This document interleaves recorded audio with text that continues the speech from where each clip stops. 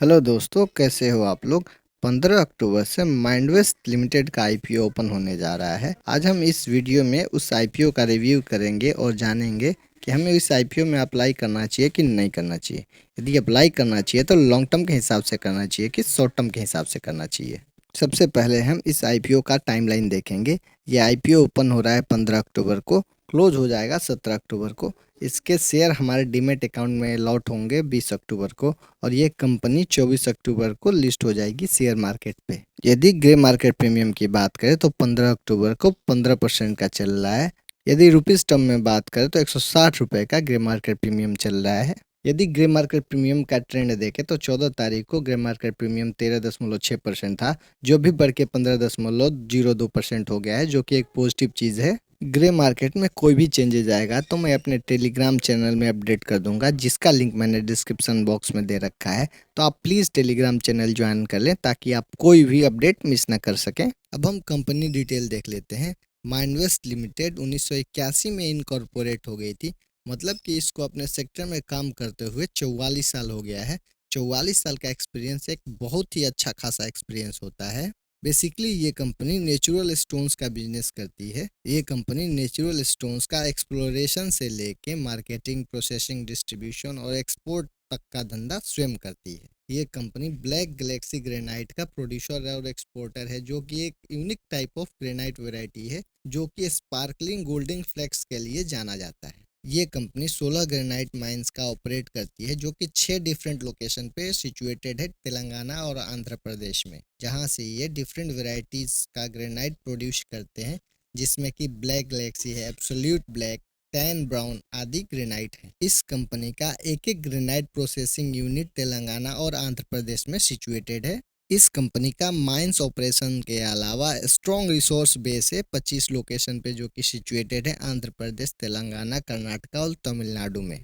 इस कंपनी ने strong global presence बना रखा है और 17 कंट्रीज में अपने प्रोडक्ट का एक्सपोर्ट करती है, जो कि 5 कंटिनेंट में फैला हुआ है। चाइना, इटली और थाईलैंड इनके प्राइमरी एक्सपोर्ट मार्केट हैं। 30 जून 2025 के अनुसार इस कंपनी के 1326 एम्प्लॉय थे, जिसमें कि 475 परमानेंट एम्प्लॉय हैं, 822 कॉन्ट्रैक्ट वर्कर्स हैं और 29 कंसल्टेंट्स हैं।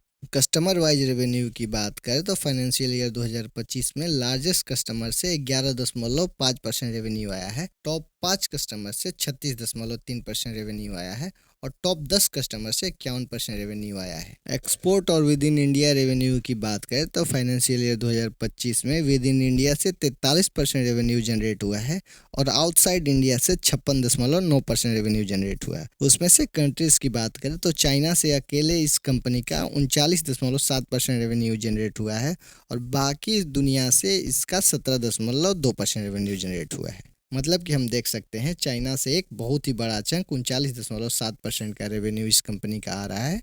अब हम इस कंपनी का फाइनेंशियल देख लेते हैं। हमारे पास फाइनेंशियल ईयर 2023 से लेके 2025 तक का डेटा है। एसेट्स की बात करें तो 656 करोड़, जो कि 2023 में था, अब भी बढ़ के 1058 करोड़ हो गया है।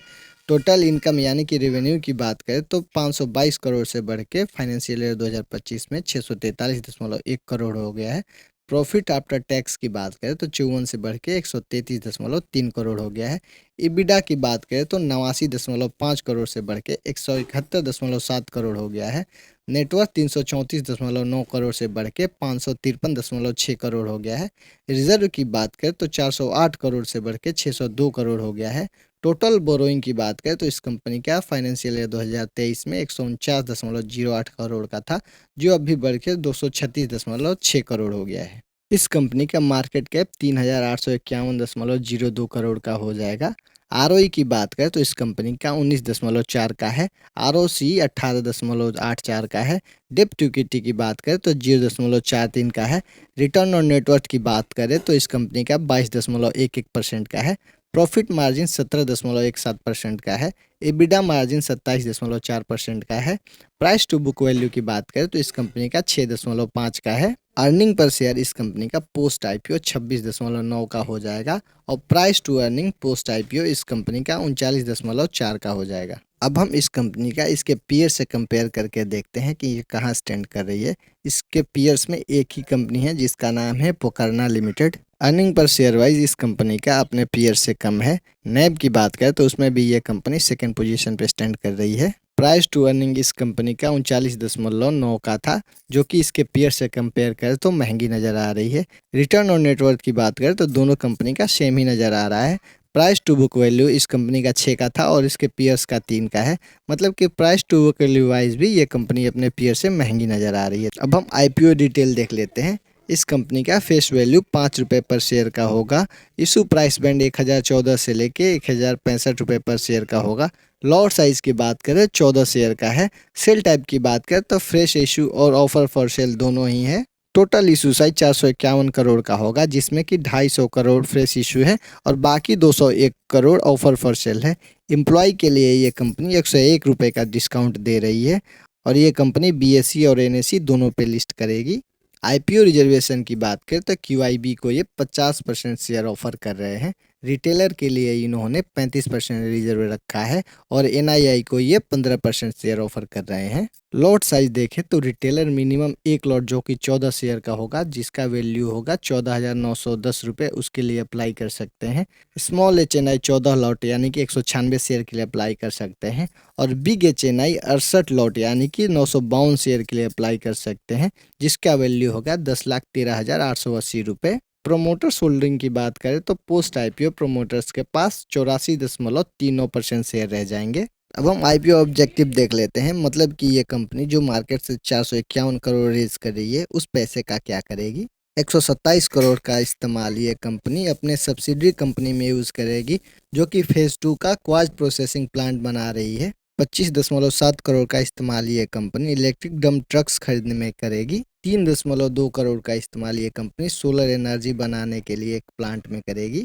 53.8 करोड़ का इस्तेमाल ये कंपनी अपने बोरोइंग पे करने में करेगी। बाकी बचे पैसे का इस्तेमाल ये कंपनी जनरल कॉर्पोरेट पर्पस में करेगी।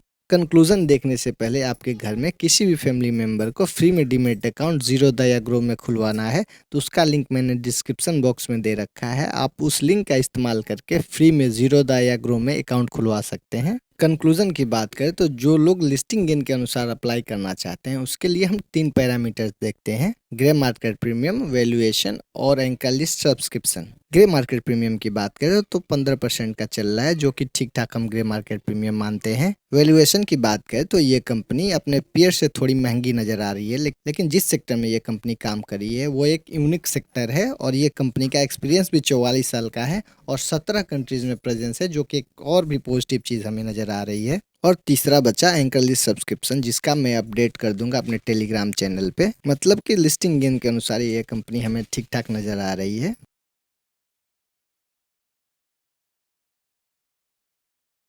आरओई इस कंपनी का 19 का था, आरओसी इस कंपनी का 18 का था, जो कि एक पॉजिटिव चीज़ है। 20 का आरओई आरओसी हम ठीक ठाक मानते हैं, लेकिन ये भी क्लोज टू 20 है, मतलब कि ठीक है।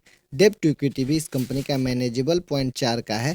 रिटर्न ऑन नेटवर्थ भी हमने देखा, जो भी एक अच्छा था। प्रॉफिट मार्जिन इस कंपनी का 17% का था, जो कि एक पॉजिटिव चीज़ था। रेवेन्यू भी इस कंपनी का साल दर साल बढ़ा है। एसेट्स भी कंपनी का साल दर साल बढ़ा है, जो कि एक पॉजिटिव चीज़ है। ग्रे मार्केट प्रीमियम भी इस कंपनी का 15% है, जो कि दिखाता है कि इस कंपनी का मार्केट में डिमांड चल रहा है, जो कि एक पॉजिटिव चीज़ है। फाइनेंशियली और फंडामेंटली हमें ये कंपनी ठीक ठाक नज़र आ रही है। बाकी आपको अप्लाई करने का डिसीजन अपना रिस्क और एनालिसिस करके करना है। यदि आपको ये वीडियो अच्छा लगा तो प्लीज़ लाइक और सब्सक्राइब कर दें, ताकि हमारा मोटिवेशन बना रहे और मैं आपके लिए फर्दर वीडियो बनाऊँ। Thank you.